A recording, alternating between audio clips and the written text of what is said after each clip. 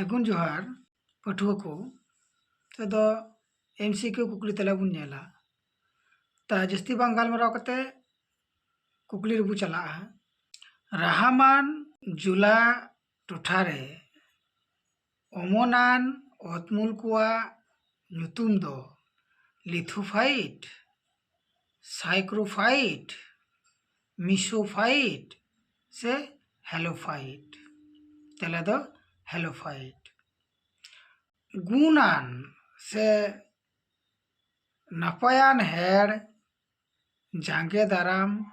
मान टुठारे जहाँ दा धासना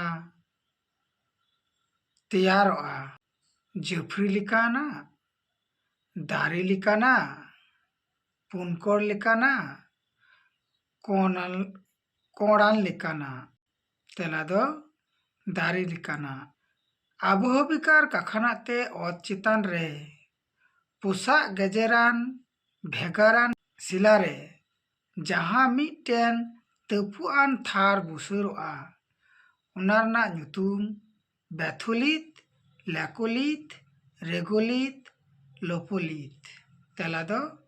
रेगोलित लातारे एमाकान मुद्रे जहाँ दो कौडी आरी रे कुइनारी लेकाना काना बनिज गेमेर अगुआन इदी अगुआन IT सेक्टर से कंसल्टेंट से सोल्हे एमान तेला दो कॉलसल्टेंट से सोल्हा एमान सिंजत रिया कास्कोम हुनुर रेना पहिल रे तैयार रकाब अकाना मुंबई रे बेंगालुरु रे चेन्नई रे ग्वालियर रे तेला दो मुंबई रे हरियर हुल रेना हुदिस दो हुयुक कना हरियर चास बढ़ती हाकू बुसर बढ़ती फसल बढ़ती फसल रेना बुसर बढ़ती तेला दो हुयुक कना हाकू बुसर बढ़ती व्यापक चास विशेष कायते हुयुक कना मी फसली चास बार फसली चास आयमा फसली चास जुपड़ाव चास तेला दो हुयुआ मिद फसली चास एलसी किंग जहाँ टुठारे हेर चारखा रेना उपरू में एम अकादा उदा टुठारे रोहर टुठारे सारा आरेलान टुठारे से नासे आरेलान टुठारे तेला दो हुयुक कना रोहर टुठारे सुएज गाडा जुपड़ा वाकादाय भूमध्य सागर और लोहित सागर भूमध्य सागर और आटलांटिक सागर लोहित सागर और एडेन उपसागर पारस्य और कास्पियान सागर तेला दो हुयुआ भूमध्य सागर और लोहित सागर सिंहत रिया सिलिकॉन वैली नुतुम ते मुखियान शहर दो हुयुक कना मुंबई बेंगालुरु हैदराबाद चेन्नई तेला दो हुयुक कना बेंगालुरु चुन पाथर ते तैयारान टोठा पोलजियो चितान रे चुना पाथर रेना कटरा पुसा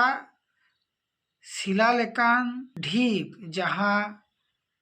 सारे अकान टीला लेका ताहेना उना दोको मिताआ हाम्स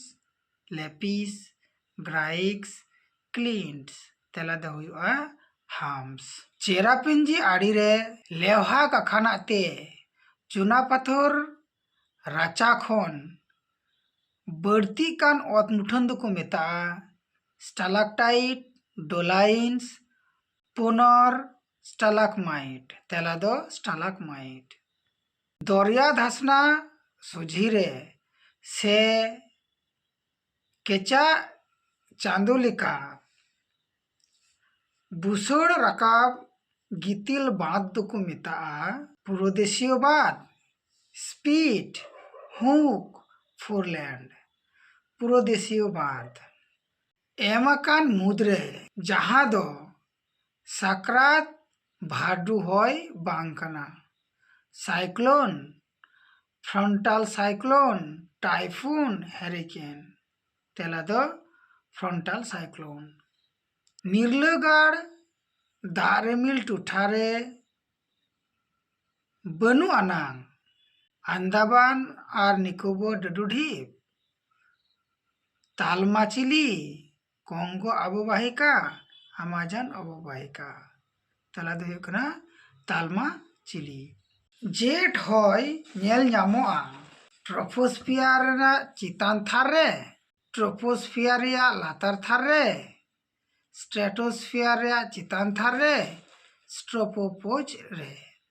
तेला दो हुयुगा ट्रोपोस्फियर रेया लातार थार रे। एमकान जहाटा दो से जहाटा साताम बाबद सुठिक आटकारे एम दाड़ेया। सुनामी, सेंगेल भुरका, ओत लड़ाव, भारडू हॉय। तेला दो हुयुगा भारडू हॉय।